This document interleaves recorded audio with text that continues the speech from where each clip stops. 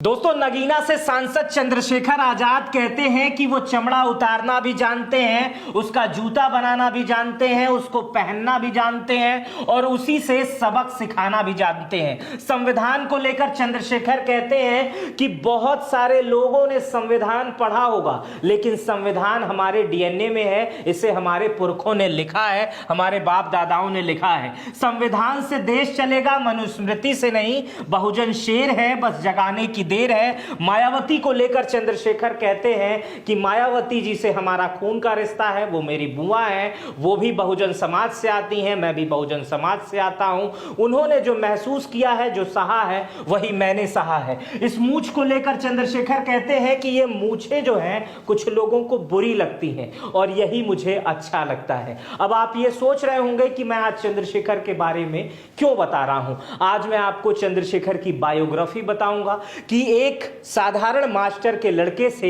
एक सांसद बनने का सफर चंद्रशेखर का कैसा रहा, रास्ते में कौन कौन सी दिक्कतें आई, कब कब चंद्रशेखर देश की नजरों में आए और चंद्रशेखर ने अब तक क्या क्या काम किए हैं। यह बायोग्राफी आपके लिए प्रेरणादायक हो सकती है, मोटिवेशनल हो सकती है, इससे आप बहुत कुछ सीख सकते हैं और बहुत सारी जानकारी आप नगीना के सांसद चंद्रशेखर के बारे में हासिल कर सकते हैं। तो चलिए देर न करते हुए शुरू करते हैं। सांसद चंद्रशेखर का जन्म 3 दिसंबर 1986 को उत्तर प्रदेश के सहारनपुर के धड़कौली गांव में हुआ था। इनके पिता का नाम गोवर्धन दास है, ये सरकारी स्कूल में शिक्षक थे। इनकी माता का नाम कमलेश देवी है और पत्नी का नाम वंदना कुमारी है। चंद्रशेखर की एक संतान भी है। चंद्रशेखर आजाद 5 भाई बहन है और चंद्रशेखर आजाद ने देहरादून से लॉ की पढ़ाई की थी। इसके आगे चंद्रशेखर अमेरिका जाना चाहते थे, पढ़ाई करना चाहते थे, एलएलबी की पढ़ाई इससे आगे और पूरी करना चाहते थे, लेकिन कुदरत को कुछ और मंजूर था। चंद्रशेखर को समाज में जो जाति प्रथा है, समाज में जो जाति को लेकर भेदभाव है, उनके साथ जो भेदभाव हुए उससे चंद्रशेखर बहुत परेशान हो गए। उसके बाद से चंद्रशेखर ने भीम आर्मी बनाई, लेकिन यह परेशानी क्या थी ये जानकर आप हैरान हो जाएंगे। चंद्रशेखर बताते हैं कि जब वो स्कूल के दिनों में पढ़ा करते थे तो उन्हें ऊंची जाति के लोगों को, माफ कीजिएगा मैं ऊंची जाति नीची जाति में भरोसा नहीं करता हूं, लेकिन फिर भी यह शब्द प्रयोग किया जाता है इसलिए मैं भी कर रहा हूं। वो चंद्रशेखर बताते हैं कि उन्हें सामान्य जाति या ऊंची जाति के लोगों के डेस्क साफ करने पड़ते थे।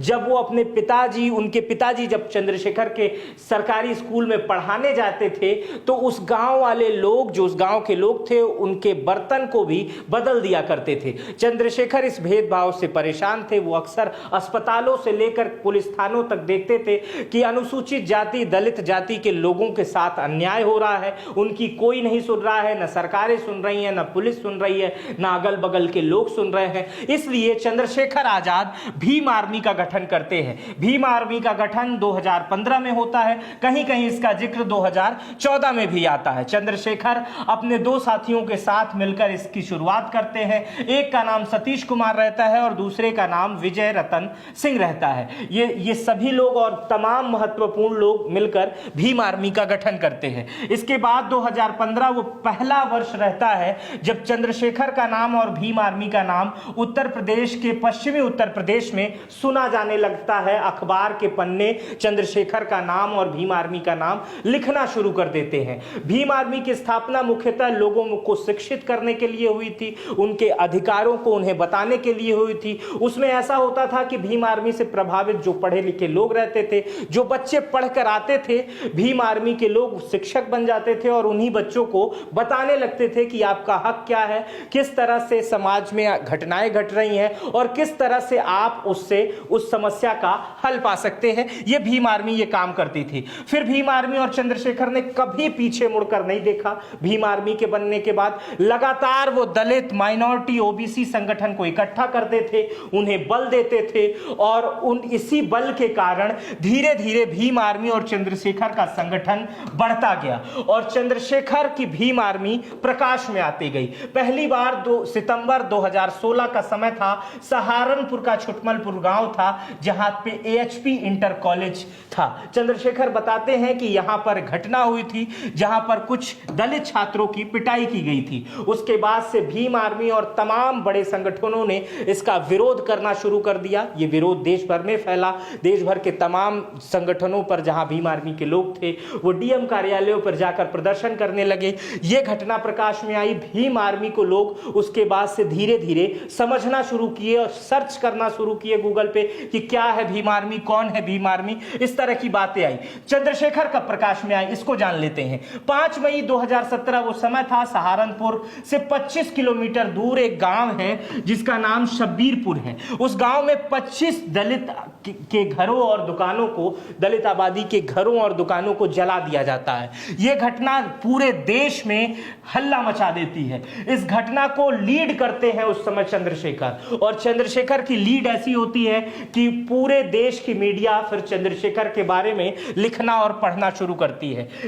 जब इसका विरोध होता है तो 37 लोगों को जेल में डाल दिया जाता है, 300 लोगों पर मुकदमा कर दिया जाता है। फिर इस धरने को लीड करते करते चंद्रशेखर और चंद्रशेखर की भीम आर्मी दिल्ली पहुंच जाती है, जंतर मंतर पे पहुंच जाती है। दिल्ली की मीडिया उन्हें कवर करने लगती है और फिर चंद्रशेखर मीडिया के सामने कहते हैं कि अगर इन 37 लोगों पर और 300 लोगों पर जो मुकदमा दर्ज हुआ है, जो जेल गए हैं, उन्हें अगर वापस कर दिया जाता है तो वो आत्मसमर्पण कर लेंगे। उस समय देश की नेशनल मीडिया इसे खूब तवज्जो दे रही थी, खूब छाप रही थी। देश चंद्रशेखर के बारे में जानने लग गया था। आगे बढ़ते हैं। चंद्रशेखर बताते हैं, आपने अक्सर देखा होगा और पहले सुना भी होगा कि चंद्रशेखर के साथ एक नाम जुड़ा रहता था, वो रावण का रहता था। चंद्रशेखर आजाद रावण लोग उन्हें कहते थे, लेकिन रावण कहलाना तब चंद्रशेखर पसंद करते थे, लेकिन अब वो कहते हैं कि वो एडवोकेट चंद्रशेखर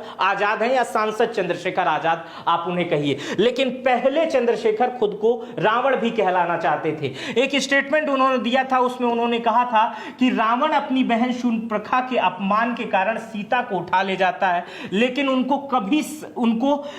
सम्मान के साथ रखता है। भले ही रावण नकारात्मक चरित्रण किया जाता हो, लेकिन जो व्यक्ति अपनी बहन के सम्मान के लिए लड़ सकता हो, वह सब कुछ दांव पर लगा सकता हो, वो गलत कैसे हो सकता है। यहां रामायण के एक नेगेटिव चरित्र यानी रावण को चंद्रशेखर आजाद सही बताने की कोशिश करते थे, और यही स्टेटमेंट देकर चंद्रशेखर अपने नाम के आगे उस समय रावण लगाना पसंद करते थे। उस समय देश भर में उन्हें चंद्रशेखर आजाद रावण नहीं कहा जाता था। लेकिन आज वो समय है जब देश की दलित आबादी, बड़ी दलित आबादी, ओबीसी का एक बड़ा वर्ग और माइनॉरिटी का एक बड़ा वर्ग चंद्रशेखर पर आंख बंद करके भरोसा करता है। वो सोचता है कि एक सांसद जो नगीना में है वो मूंछों पर ताव देता है और वो हमारी बातें करता है, इसलिए वो पसंद करते हैं। अब मैं आपको कुछ गणित समझाना चाहता हूं, काशीराम का गणित। काशीराम के सिद्धांत पर चंद्रशेखर किस तरह से आगे बढ़ रहे हैं, इसको समझने के लिए, क्योंकि मैंने शुरुआत में आपसे कहा है कि दलित, ओबीसी, माइनॉरिटी यानी मुस्लिम समाज भी चंद्रशेखर को एक्सेप्ट करता है और वो कहता है कि चंद्रशेखर मेरे लीडर हैं, और जिसका जीता जागता उदाहरण आपको दिल्ली के जामा मस्जिद में दिखा था, जब चंद्रशेखर सिर्फ मुस्लिम समुदाय की भीड़ के बीच में अकेले खड़े होकर सीएए और एनआरसी का विरोध कर रहे थे। उस समय वो तस्वीरें आपने देखी होगी। चलिए आपको मैं अब काशीराम का वो बहुजन सिद्धांत बताता हूं। काशीराम भरोसा करते थे एससी प्लस ओबीसी प्लस मुसलमान, सिर्फ अनुसूचित जाति के, काशीराम कहते थे सिर्फ अनुसूचित जाति को वोट बैंक नहीं बनाना है, अन्य पिछड़ा वर्ग और मुस्लिम समाज को भी साथ लाना है, क्योंकि यह सब मिलकर सत्ता के करीब पहुंच सकते हैं। इसी प्रकार का प्रयोग जो है काशीराम ने बहुत पहले मायावती और मुलायम के साथ किया था। उस समय सरकार भी बनी थी, लेकिन गेस्ट हाउस कांड के बाद ये जो सिद्धांत था, जो ये प्रयोग था, ये विफल दिखाई देने लगा। बाद में ऐसा कुछ नहीं हुआ। एक समय ऐसा था जब अखिलेश यादव और मायावती ने भी गठबंधन किया था, हालांकि उसके कोई बहुत बड़े राजनीतिक मायने बाद में नहीं निकले। लेकिन चंद्रशेखर आजाद वर्तमान में काशीराम के SC plus OBC plus minority के सिद्धांत को लेके चल रहे हैं, और इसका जीता जागता उदाहरण नगीना लोकसभा में देखने को मिला है। बहुत सारे आगे मैं आंकड़े दिखाऊंगा तो आपको लगेगा कि सचमुच ये हैरान करने वाली बातें हैं। चलिए आगे ही आपको समझाता हूं। अब मैं चंद्रशेखर के राजनीतिक पार्टी की शुरुआत के बारे में आपको बताने की कोशिश करता हूं। दोस्तों, चंद्रशेखर आजाद आधिकारिक तौर पर आजाद समाज पार्टी की जो घोषणा की थी वो 15 मार्च 2020 में, और मात्र 4 साल में चंद्रशेखर सांसद हो गए। 2022 में विधानसभा का चुनाव लड़े थे। चंद्रशेखर आजाद पहले समाजवादी पार्टी के मुखिया अखिलेश यादव के पास गए थे। उस समय की खबरें अगर आपको याद होगी तो अब मैं बता देता हूं। 2022 में अखिलेश यादव के पास गए थे। उस समय गठबंधन की बात नहीं बनी। अखिलेश यादव की तरफ से यह कहा जा रहा था कि हमें 2 सीट दे रहे थे, तो कुछ खबरें आ रही थी कि चंद्रशेखर 10 सीट मांग रहे हैं। बाद में 5 सीटों पर बात बनी, लेकिन उसके बाद से गठबंधन नहीं हो सका। उसके बाद चंद्रशेखर गोरखपुर आ जाते हैं, विधानसभा का चुनाव लड़ते हैं। गोरखपुर आते चंद्रशेखर आजाद को मीडिया हाइप देने लगती है। लगातार चंद्रशेखर आजाद के इंटरव्यूज होने लगते हैं। गोरखपुर में ताल ठोकते हैं, लेकिन गोरखपुर में उनकी स्थिति जो रहती है वो काबिले तारीफ बिल्कुल नहीं रहती है। चंद्रशेखर का मुकाबला यहां मुख्यमंत्री योगी आदित्यनाथ से रहता है। योगी आदित्यनाथ को 85,356 वोट मिलते हैं। उनके निकटतम प्रतिद्वंदी जो सुभावती उपेंद्र दत्त शुक्ला थी, उनको 30,498 वोट मिलते हैं। वहीं चंद्रशेखर को केवल 4,500 वोट यानी 4,501 वोट ही मिलते हैं। मतलब चंद्रशेखर गोरखपुर आते हैं, मुख्यमंत्री के खिलाफ चुनाव लड़ते हैं और जमानत जब्त हो जाती है, बुरी तरीके से हारते हैं। लेकिन चंद्रशेखर रुकते नहीं है, अभी सांसद हैं। 2 ही साल का वक्त बीता। जिस आदमी ने पिछले विधानसभा के चुनाव में 4,500 वोट पाया, वो अपने 2 साल की मेहनत में 1.5 लाख वोटों से चुनाव जीतता है। आइए आगे समझाता हूं आपको। अब इसको देखिए, 2024 का वर्ष आ जाता है और सुर्खियां बनती हैं सबसे पहले चंद्रशेखर की सुरक्षा। 2024 के शुरुआती दूसरे महीने में चंद्रशेखर को वाइस रेडी की सुरक्षा दे दी जाती है। देश में यह चर्चा का विषय बन जाता है। सहारनपुर के पहले नेता चंद्रशेखर आजाद बन जाते हैं, जिन्हें Y+ कैटेगरी की सुरक्षा दी जाती है। चंद्रशेखर सीआरपीएफ के जवानों के बीच में घिर जाते हैं। इससे पहले चंद्रशेखर पर हमले भी हुए थे, चंद्रशेखर को धमकियां भी मिलती हैं, इसलिए केंद्र सरकार इन्हें Y श्रेणी की सुरक्षा दी जाती है। 2019 लोकसभा और 2024 लोकसभा अब आपको यहां मैं समझाने की कोशिश करूंगा। अभी मैं आपको बता रहा था, जिस चंद्रशेखर ने 2022 के विधानसभा में मात्र 4,500 वोट पाए थे, वही 2024 के लोकसभा में 1.5 लाख से अधिक वोटों से चुनाव जीतता है। आइए मैं इस आंकड़े को आपको समझाने की कोशिश करता हूं। चंद्रशेखर को 2024 के लोकसभा में वोट मिलते हैं 5,12,552 वोट। वहीं दूसरे बीजेपी के जो कैंडिडेट हैं उन्हें मिलते हैं 3,61,079 वोट। और जो बीएसपी के कैंडिडेट हैं, अब यहां से समझने की कोशिश करिएगा, सपा के कैंडिडेट को भी बता देता हूं, 1,23,074 वोट। बीएसपी के कैंडिडेट को मिलते हैं 13,272 वोट। और पिछली बार अगर हम बात करें, जो बसपा ने यहीं से चुनाव जीता था और उनसे मिले थे 5,68,378 वोट। सेम वही वोट मिले हैं चंद्रशेखर को। मतलब बसपा का पूरा वोट सीधा सीधा डाइवर्ट हो गया है चंद्रशेखर के पास। बसपा की जगह चंद्रशेखर ने ले ली है। नगीना में चंद्रशेखर ने यह सिद्ध करके बताया। पिछली बार बसपा के प्रत्याशी ने इसी सीट से 1.5 लाख से अधिक वोटों से चुनाव जीता था। इस बार चंद्रशेखर ने इसी सीट से 1.5 लाख से अधिक वोटों से चुनाव जीता था। बीएसपी ने, सपा ने, बीजेपी ने कोई कसर नहीं छोड़ी थी चंद्रशेखर को वहां से हराने के लिए। यह बिल्कुल नहीं कहा जा सकता है कि वहां कोई सॉफ्ट कॉर्नर दिया था। वहां समाजवादी पार्टी भी चुनाव लड़ी थी और बकायदा 1 लाख वोट पाई थी। बीजेपी भी वहां चुनाव लड़ी थी, 3.5 लाख से अधिक वोट पाई थी। लेकिन चंद्रशेखर वहां डटे रहे। वहां की माइनॉरिटी, ओबीसी और मुसलमान चंद्रशेखर के साथ था और चंद्रशेखर को चुनाव जिता दिया। तो ये मैंने जो आज बताया वो चंद्रशेखर की बायोग्राफी है। इसमें मैंने शुरुआत में यह बताया कि चंद्रशेखर एक मास्टर के लड़के थे, एक शिक्षक के लड़के थे और उनके साथ भेदभाव हुआ और उसके बाद उस भेदभाव की वजह से चंद्रशेखर ने भीम आर्मी बनाई। 2015 में भीम आर्मी बनी और 2015 से 2020 तक चंद्रशेखर ने समाज में काम किया। बहुजन और अनुसूचित जाति के बीच चंद्रशेखर लगातार लोकप्रिय होते रहे।